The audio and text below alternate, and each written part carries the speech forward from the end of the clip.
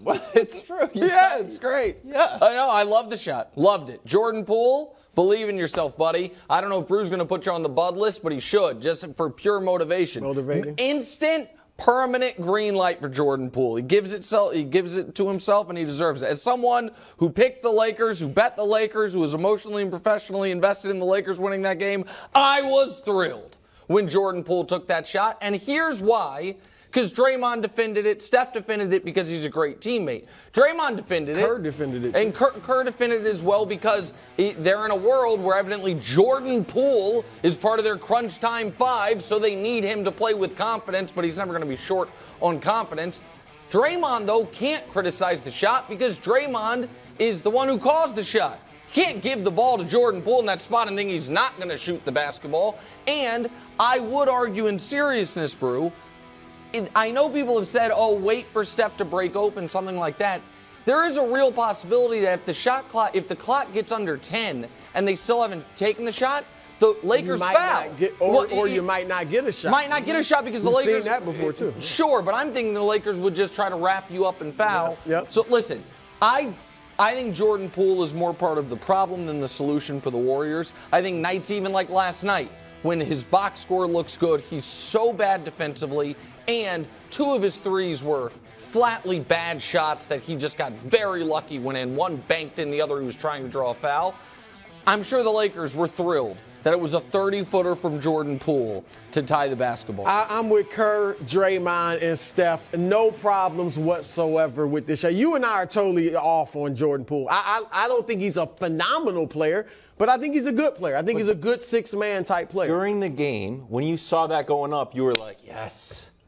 No, I don't think. Look, I don't have a problem with the shot. He can hit that shot. He hit six threes yesterday. And Nick, you did mention them, but here's a couple that he hit. Yeah. He can obviously hit three-point shots. Okay. You see this when he's getting fouled. That becomes a 4-point play. He missed it by 4 feet. But let's not act like he can't shoot threes. And then this one, he hits again. That's a terrible shot. But when I see people, it's not just this show or this network. I'm seeing people this morning talk about Steph's got to take that shot. Steph's got to take that shot. Really? And you know I love Steph. But let's look at Steph in the clutch. Oh, yeah. At the end of games. Yeah. No, let's see the stats. Dusty's got it. 3 for 13 in his career in the playoffs when it's to go ahead or tie the game, and he's missed 8 of his last 9. All I'm saying. That's why I wanted Now, I don't mind Steph Curry taking that shot. I'm not going to get mad, of course, if Steph takes it or if Clay takes it. But the notion, I've always been against, the best player has to shoot it. Sure. LeBron's got to shoot it. Jordan's got to shoot it. Derrick Rose. No. What? These are NBA caliber players. They can hit shots. We can go down the history of bad or even mediocre players who have hit big shots. So I got no problem with it. My problem is I wish he had stepped in before Draymond passes to him. He spotted up at the 3 when Draymond had the ball. If he steps in, Draymond hits him, he's got an easier, closer shot. He couldn't step in once he got the ball because I think that's Vanderbilt lunging at him. So he should have stepped in before that, and it would have been a more makeable shot. I got no issues with it, though. Can we run the game angle of this? Because I know Steph said everything right in the post-game press conference. I know you're a part-time body language expert. Sure, yeah. Here's the game. Do you think Steph's body language here is thinking or is displaying that was a good shot, I'm happy that we took that?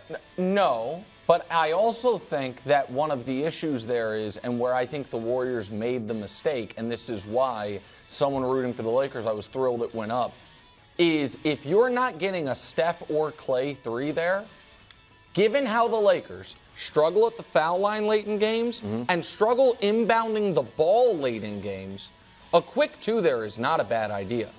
You have timeouts.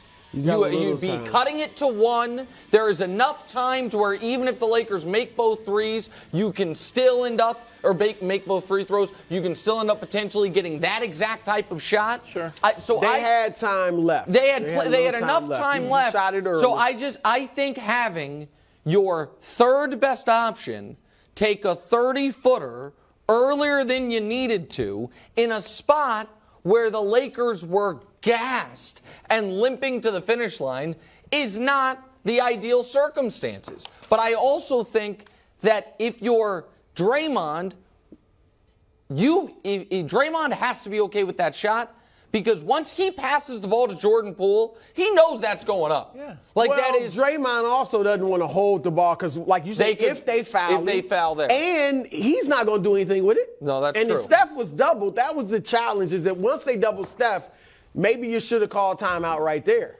But sure. Kurt said we gonna get an open shot because they doubled Steph. And AD dominated 30 points, 23 rebounds. Before I throw it to you, bro, I thought that was very smart of LeBron. Agreed. Because to compare AD to Shaq, Wilt, Kareem after a handful of good games, I just feel like he's trying to gas him up. I agree. To it is continue smart. this. Yep, I totally have him play aggressively. Totally agree. It was very smart from LeBron.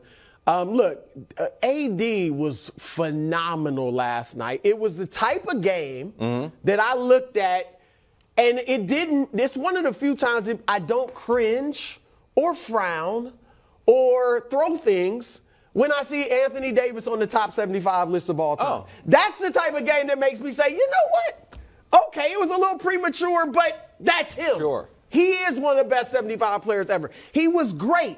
Now, do I expect to see this throughout the series? No. Because if you see it, the Warriors in deep trouble. Well, yeah. If he's going to play like this every night, they're in deep trouble. But you know and I know, he ain't. Defensively, he is. Defensively, fine, but they needed his 30.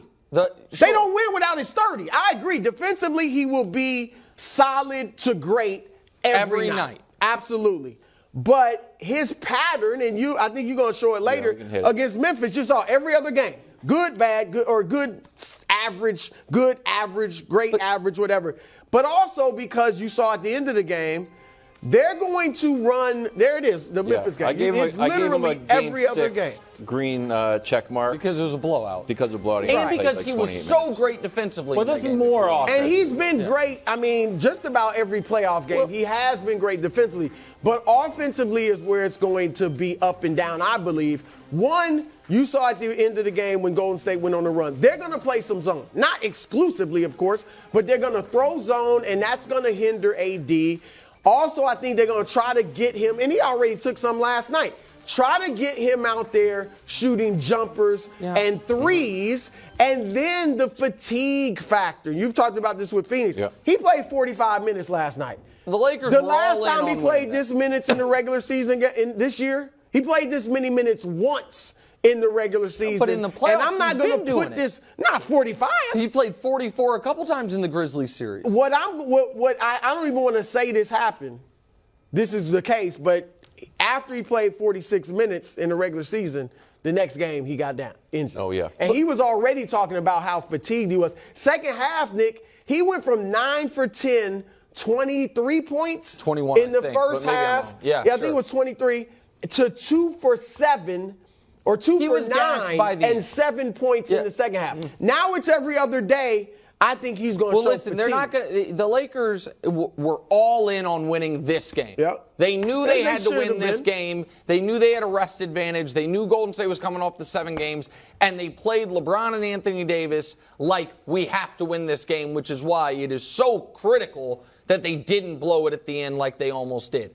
But on Anthony Davis, we have to be fair in how we cannot just say, oh, yeah, he'll be transcendent defensively every night. Because we don't do that in reverse.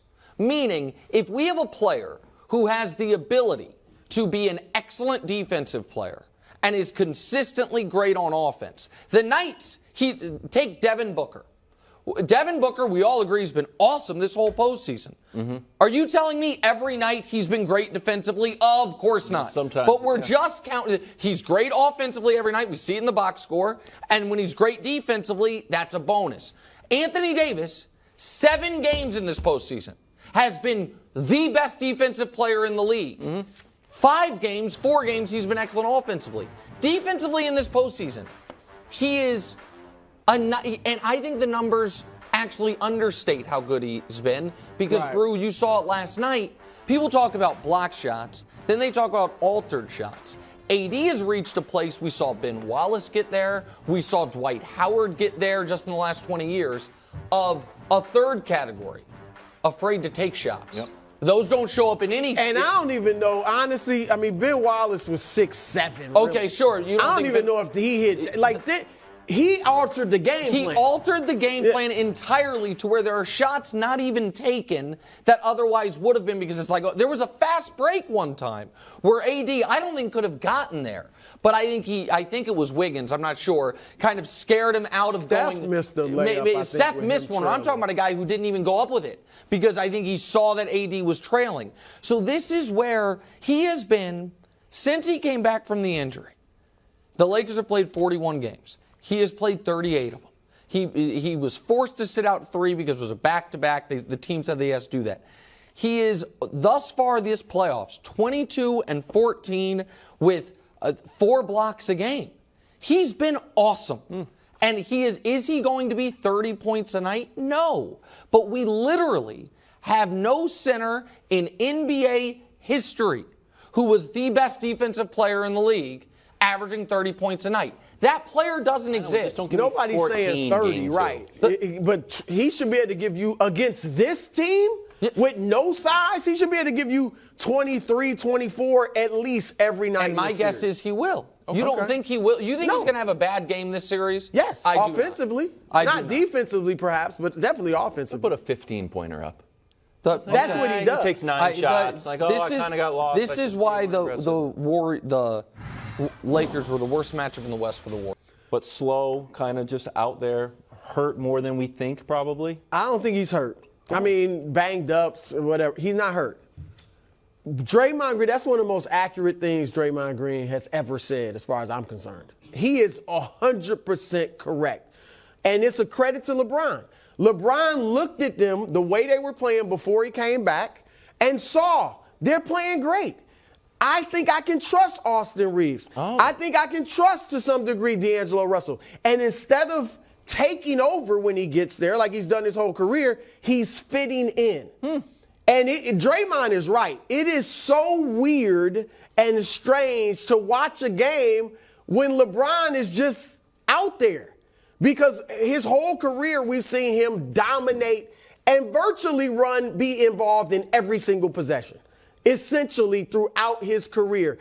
And to see him play like this, I think we're actually, I feel like I am for sure, underestimating how well he's playing. I'm not saying he's playing great, but when you don't see LeBron involved like that, you tend to think, man, he's what's he doing? He's not dominating. He had 22 and 11 with 3 blocks. He played a very good game. And I'm going to say this, Nick, this style of play where you fit into the system rather than be the system is more conducive to winning. Well, I had a player tell me years ago who's won NBA championships. He's retired now.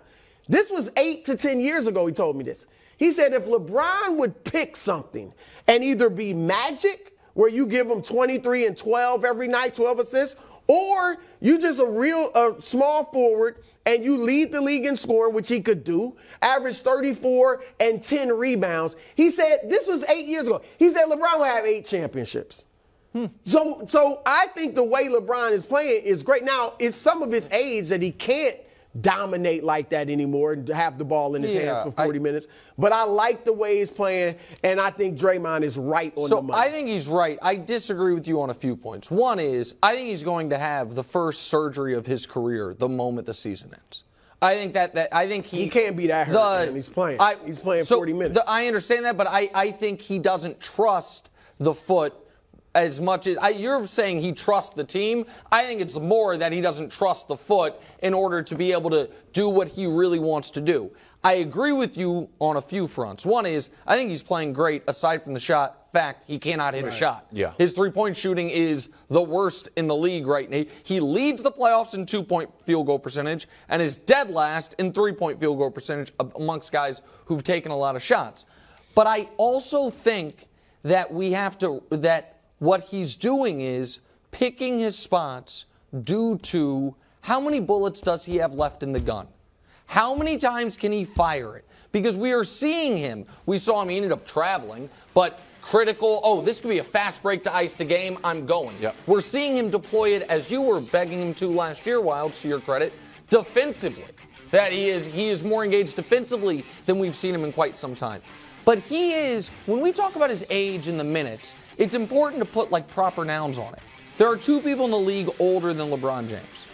Udonis Haslem, who's a coach, and Andre Iguodala, who's in street clothes. a coach. He's the only one who plays. I've said 65,000 minutes a bunch lately. The only players who have even made it to 57,000, envision what they looked like at the end. Dirk, Kobe, Mailman, Kareem. Those are the only guys that get to 57,000. He's at 65. So I don't think he has the ability to have the ball in his hands and run everything and all of that and give it on defense and all of it. That could be a blessing, though. Right. So I think he's picking his spots, and it's why they needed the rest of this roster to fill Do you think he's going to break out of this shooting slump? 1 for 8 last night, 9 for 49. Yes, that's why the 18%. Lakers are going to win the title. Because they're 5-2 in the playoffs. They have beaten the Grizzlies. They just went to Golden State and won. And LeBron is shooting 17% from 3. What are they going to look like when he starts making threes? See, LeBron, I believe in you. I give you 18. Thanks for watching. Subscribe here to get more from the show and to check out clips from other shows on FS1.